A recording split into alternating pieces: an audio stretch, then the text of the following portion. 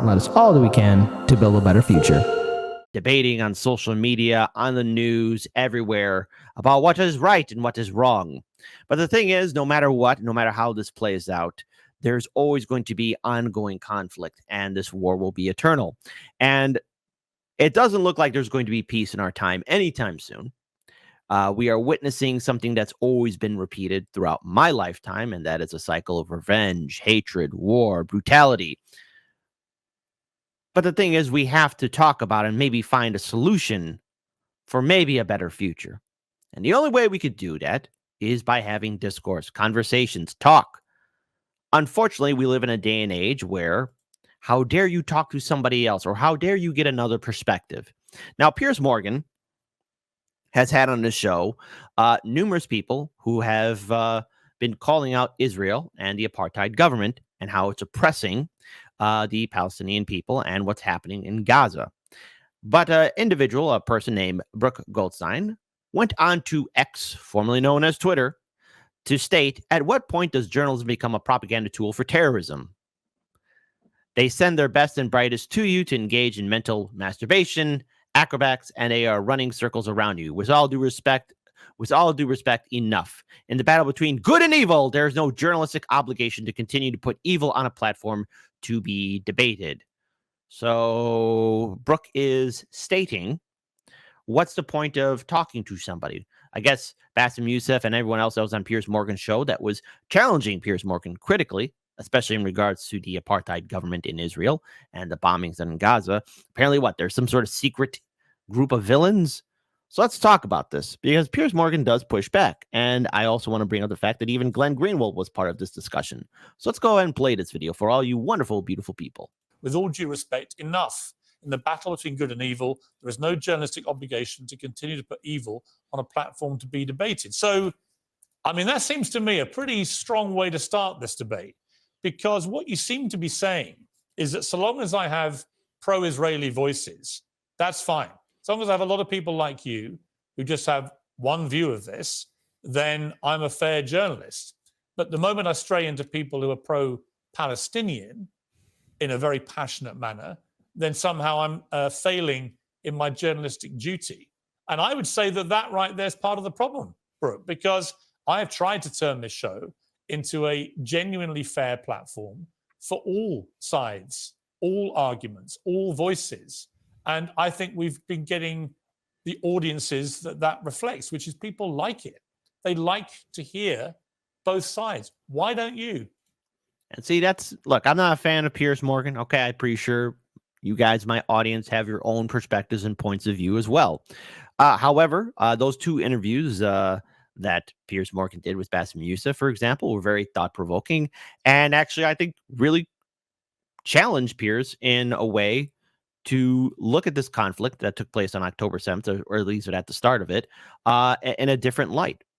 And I, on my show, have had numerous guests across the political spectrum, be it libertarian, green, socialist. Yes, I've interviewed Democrats, activists, other content creators as well.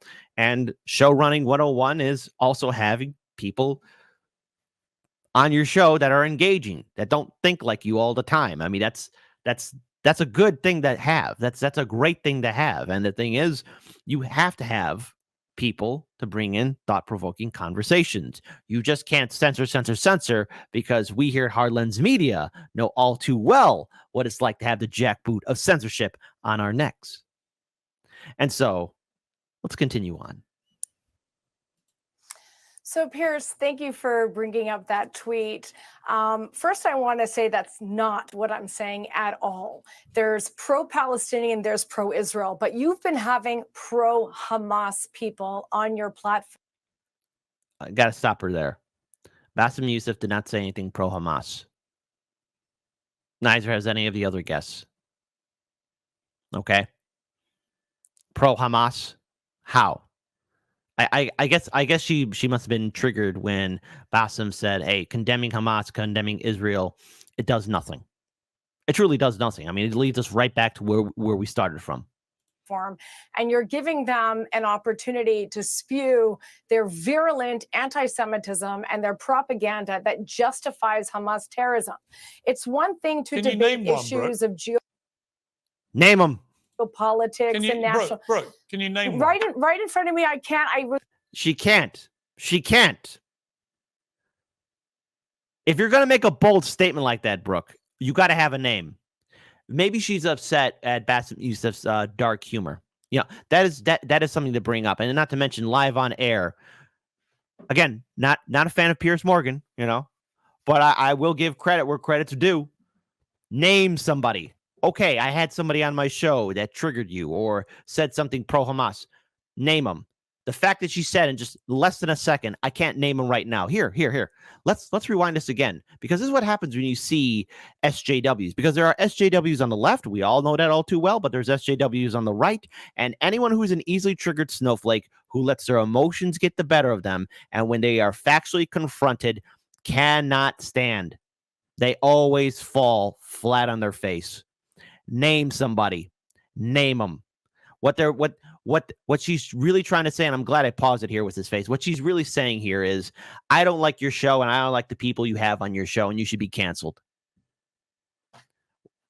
There is no difference between an SJW on the left and the right. All what they want to do is censor, censor, censor. They're Puritans. Puritans are the worst people to be around. Justifies Hamas terrorism. It's one thing to debate issues of geopolitics and national. Brooke, can you name one? Right in front of Twice. It's just right in front of me. I can't. One more time. I apologize, but just one more time. Because this is how you know she's an ass and she can't really defend her actions. And this goes for anyone that is easily triggered. Calm down. Have a cup of tea. And if there's something that offends you or you don't like, and this goes for everyone, if there's something that you don't like, don't watch it then. Turn off the TV. Turn off the computer. Walk around. Touch grass. But if you're going to go live on air and you can't name a person, you're worthless. That justifies Hamas terrorism. It's one thing to debate issues of geopolitics and national. Brooke, can you name one? Right in front of me. I can't. I was replying to something that just name you one. had someone on that. I was name replying. one guest I've had in a month. I don't have the names on me right now, but I can name someone who is on right now. With all due respect, Wajahat Brooke, Ali. with all respect. You tweeted this lengthy attack on me and my journalistic rigor so and I fairness, will talk about and it. I'm simply Let's asking talk you about, if you're going to do that. The people you have on right now. Hang on, Brooke. Hang on. If you're going to do that, I don't think it's unreasonable to say who. A bird goes tweet, and an owl goes who? 6 times he's brought it up. 666, Mark the Beast. Ooh la la. Which of my pro-Palestinian guests expressed support for Hamas? Because I must have missed that. Jahat Ali, who is on the show right now with us, for example, has. That's the gentleman right here next to Glenn Greenwald. That's who she's pointing out to right now. Just this one guy, not the previous guests. Just that one guy right there. Deep connections to the Muslim Brotherhood. The Muslim Brotherhood is the mother of all terrorist organizations. It spawned Hamas, a designated terrorist group, which is currently killing both Gazan and Israeli civilians. Jahat Ali, who is on the platform with me right now, and your audience needs to know this, sat on the board of the Muslim Student Association, which is widely known to be a Muslim Brotherhood entity. He also has writings that are cross-posted on the English language website of the Muslim Brotherhood. He has cross-posted authors who call for the eradication of the Jewish. Right now, she's reading off a word salad right now, and she's deflected. That's how you know somebody really doesn't have an argument. She's going for the most current guest. Not the previous guest, not Bassem Youssef or anyone else that was on Piers Morgan's show. And if you've been watching them, because I've been watching some of those interviews, everything that she is stating here, everything that she's accused Piers Morgan of is false, because she has nothing to really back her statements up. She's emotional. She is easily triggered. And we've all seen people like this on the left and on the right, who are critical of a show or a commentator or a journalist who interviews somebody that's different or thought-provoking. I mean, look at how they go after Joe Rogan or Jimmy Dore. Look at how they go after anyone else that is systematically challenging the status quo, or either that having really engaging conversations. She has not a leg to stand on. State.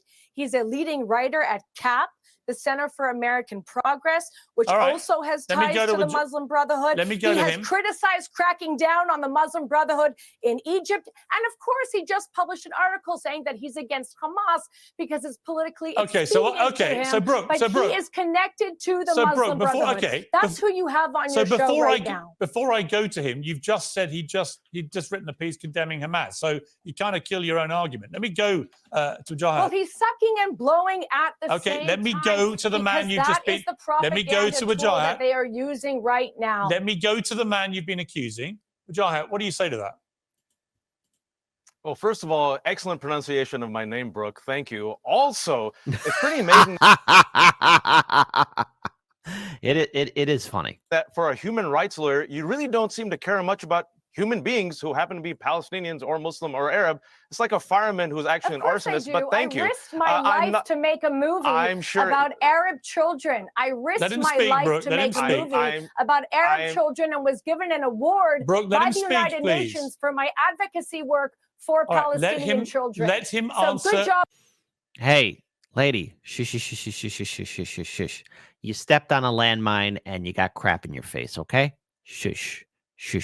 Let the man speak. On doing your research. Let him answer you, please. You are the hero and you are the victim. But let me say the following. That was pure gold. The hero and the victim. Oh, goodness gracious. Oh, woe is me. She's only on this show because she attacked Piers Morgan on social media, making accusations, and she has nothing to back up her thesis statement on Twitter. She has nothing to add to the conversation, and she's accusing only the current guests. And don't worry, folks, I have Glenn Greenwald's response, and we will be watching it because Glenn Greenwald's response to this challenged individual is pure gold. Say that, well, the person who accused me of being the Muslim Brotherhood and the person who's accused us, anyone who's pro-Palestinian, of being a Nazi, which is, by the way, what Brian Mass said, a Republican. He said there's no such thing as Palestinian civilians because they're just like Nazis, right? But anyway, let me say this, because Piers, I've seen your show. I appreciate Brooke, can you let Wajahat speak, please? Do you condemn the Muslim Brotherhood? Now that it's not going her way, she feels victimized. And again, we've seen men and women who are SJWs, left and on the right, who act like this, because as soon as they're called out, they start yelling, they start screaming, and they start talking over the person that's hitting them with facts.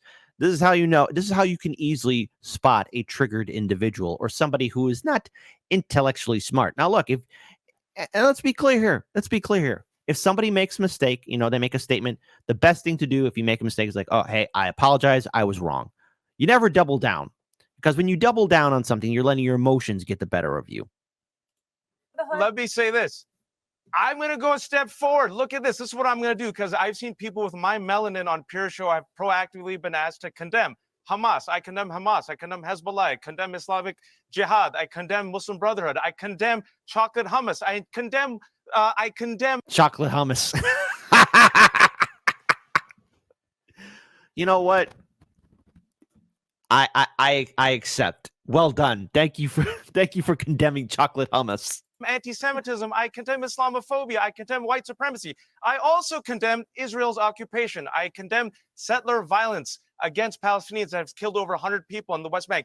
I condemn Netanyahu using dehumanizing language that you use, such as calling every Palestinian Amalek. I condemn the heritage minister saying that he wants to drop a nuke on Gaza. I have condemned all of that. Do you, Brooke, join me in condemning everything that I have condemned? Because I think as a human rights lawyer, anyone who cares about humanity, they should condemn everything that I have condemned. Brooke, 100%. do you condemn? Now, hold on, because there's more. Because there is a lot more here. And I think it's only fair that we see another perspective, and that is Glenn Greenwald's perspective. Brooke, I'm going to jump in here.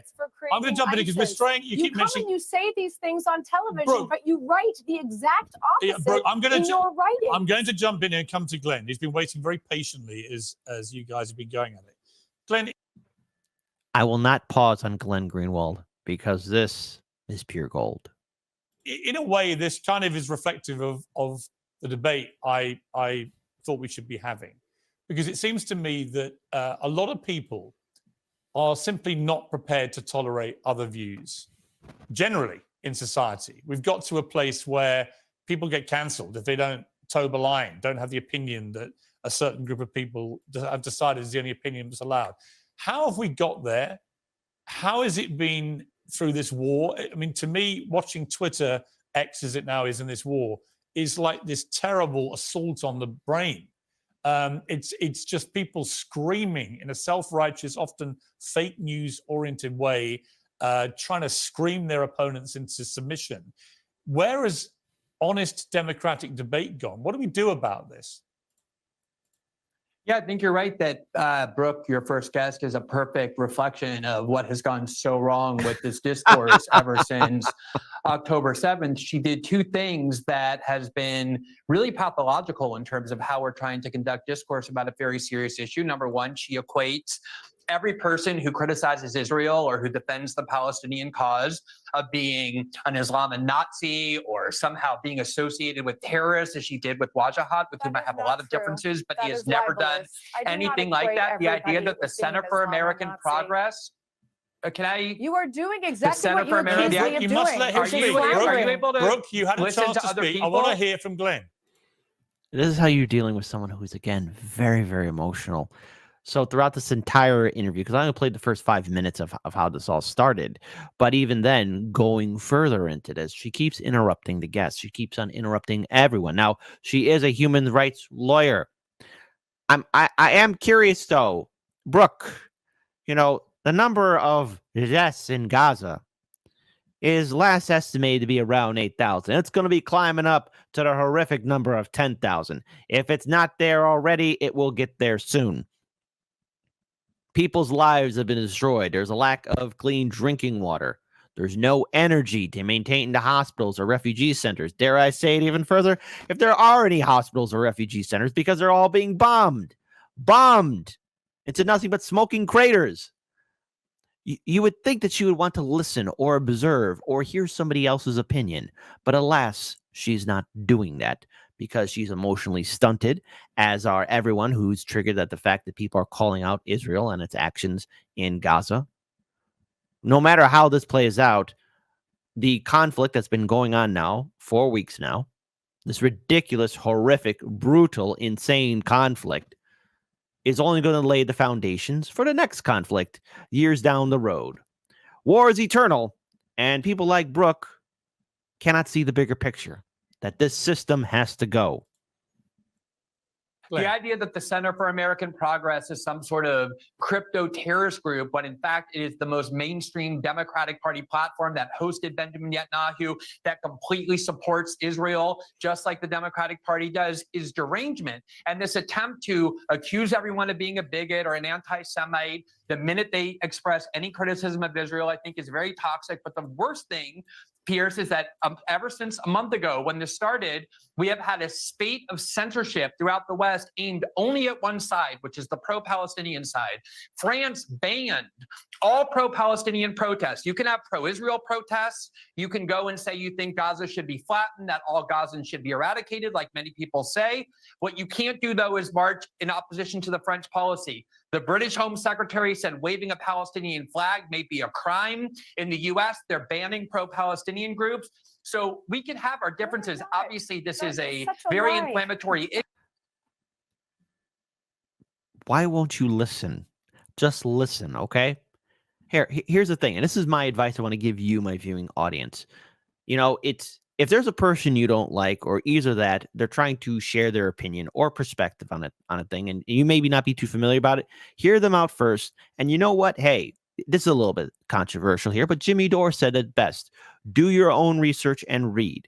Get educated on a subject. And you would think Brooks, being a human rights lawyer, maybe might reopen some of her books and get re-educated on the very subject that Glenn and the other individuals on the show are telling her about. She's not listening. She's letting emotions and her bias get the better of you. And we all have our biases. I have my biases. But in order to do this show properly, I have to hear all perspectives, all points of views. And there's been numerous times on this show where I've agreed with people like, I don't know, Larry Sharp, who's a libertarian, You know, I've had him on my show. I've had other libertarians on my show. I've had socialists on my show. I've had Greens on my show. And I've done segments covering subjects such as Tucker Carlson. And there are perspectives and points of view where I agree with them and not agree with them. That's show running 101. You have to be well-rounded. And yes, we all have our biases. None of us are perfect. But what we are witnessing here is a symptom of what's wrong with corporate media, big tech, and everyone who wants to get on a platform saying cancel, cancel, cancel, censor, censor, censor, condemn, condemn, condemn. That just doesn't work. That's puritanical logic. And we see that on the left and on the right. And that's an ongoing problem because usually the people screaming the loudest have the biggest platform. And I think they know more than everyone else. That's not the case at all. It's embarrassing. Brooke, I'm feeling embarrassed for you. I feel embarrassed for you that the fact that you're being schooled live on air after you make this accusation against Piers Morgan. She can't even name the previous guests. Here, Bassem Youssef, he did 2 interviews on Piers Morgan's show. Perhaps she's triggered at Bassem Youssef's dark comedy. Well, guess what? Comedy is gold. Comedy is the perfect representation of how to criticize institutions. And a successful, good comedian knows how to ridicule everything from religious institutions, politics, actors, actresses, movies, current events, politics, etc., etc., etc. Maybe she just didn't like dark comedy. Well, too bad. Issue, but what we should not do is try and suppress healthy debate through state censorship, through banning one side from expressing themselves, or accusing everybody of being a terrorist and a Nazi because they express criticism for the Israeli government, something which many Jews like myself and many Israelis do as well. Okay, let me get to Brooke. No, I want to ask Brooke. Brooke, I want to ask you a question. Is this pro-Palestinian? Okay, Brooke. The murder and bludgeoning of a Jewish man at a pro-Hamas rally?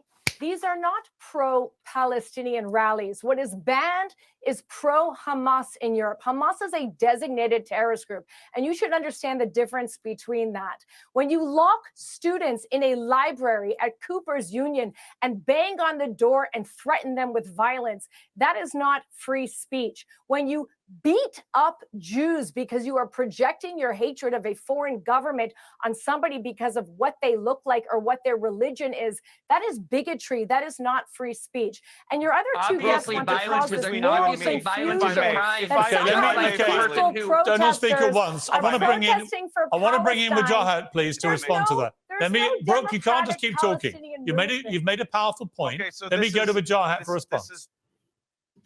This is the big difference between you and me, Brooke, and there are many differences, that I have the capacity to empathize with the suffering of the Jewish people and with Palestinians. That when I see anti-Semitism, when I see Jews who are afraid in Europe and in America, I condemn it. When I see Muslims afraid of Islamophobia, I condemn it. When I see Wadia, who was a 6-year-old boy murdered simply because he's Palestinian American, I condemn it. When I see this man, the 69-year-old man, and they're researching it right now to see whether or not it was a hate crime, I will condemn it. The difference between me and you is that when I see dead children, when I see 4,000 Palestinian kids who are killed, it horrifies me. As a human rights lawyer, I'm amazed why this does not horrify you. When you see 4,000 kids killed, this does not shock you. How dare you? How dare you? She's so triggered. She's mentally, emotionally stunted because she cannot stand the fact that she's just got embarrassed live on air and that she will be soon talking to the manager very shortly.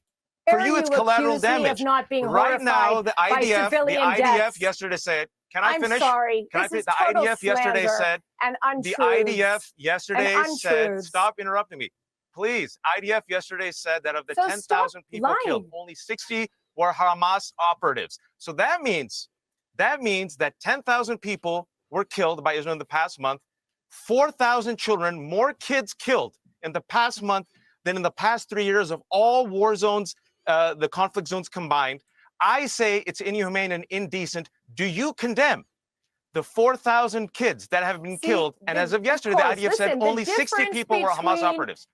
Human rights lawyer, do you condemn it? The pro-Israel and the pro-so-called Hamas-Palestinian movement is that we mourn the death of all civilians. Where she doesn't believe in those words. The pro-Palestinian Hamas protests after October the 7th, were out on the street celebrating the death of dead Jewish civilians. That is the difference. So and the other ceasefire. difference All right, between you let me is bring that you in- fail Wait, to time out, understand the Time out, please. I want to bring. Sorry, of cause and effect. can you please? You fail to understand me. the concept of cause and It effect. remains my show Because at the moment. Let All me right, just Brooke, make this that's point. enough for now. I want to bring Glenn in. International law is very clear. Brooke, you've had a chance to respond. International law is very Brooke, you've clear. had a chance to I'm sorry, respond. there's Cut the mic. a Please, delay. respect. I'm sorry, there's It's probably Homelander. It's probably Homelander. The a other delay. panelists. Okay. Glenn, Yes. I want to bring Glenn in. I'm sorry. Glenn, So I just let me Go ahead, ask Glenn. yeah. Glenn, you're yeah, go ahead. a Jewish man. When you look at what is going on here, I will be completely candid. I've said this to other guests in the last couple of weeks. I've found what happened October the 7th to be an unbelievable scale of barbaric terrorism beyond anything I've seen in my lifetime, to be honest with you, the way it was done. And I completely understand Israel's not only right, but duty to defend itself. But is there a line here that Israel shouldn't cross in its attempt to eradicate? Well, Piers, let's before Glenn, and I apologize for pausing. I know I said it. I wouldn't this time. I will not. I will let him speak in its full entirety. However, the line has already been crossed when you have refugee centers, schools, hospitals, civilian residential areas being bombed. I think the line has been crossed not once, but they're like skipping over it over and over and over and over again. They keep on jumping over it over and over again. I mean, we've all seen the imagery on social media. Piers, come on. You could have worded that just a tiny bit better. Hamas, when you see 10,000 Palestinians killed within the space of 4 weeks, and we know it's going to get much, much higher, and so many are children, is there a moral line that Israel shouldn't cross? Or is their argument that they've got to get rid of Hamas, and in war, you have collateral damage, and in this case, it's the civilians who are living around Hamas, and it's awful, but that's what has to happen? Every decent person found the Hamas massacre on October 7th reprehensible and morally unjustifiable. The question, though, is what does that mean that everything that Israel does in response becomes justifiable? And the answer is clearly not. Just like everything the United States did in response to 9/11, which was also morally horrific and unjustifiable, killed 3,000 Americans. Everything that the United States did in response wasn't morally justifiable simply by virtue of the fact that they claimed to be doing it in the name of avenging 9/11. They tortured people. There were secret camps in Guantanamo. They invaded and destroyed Iraq, a country of 26 million people, giving rise to ISIS.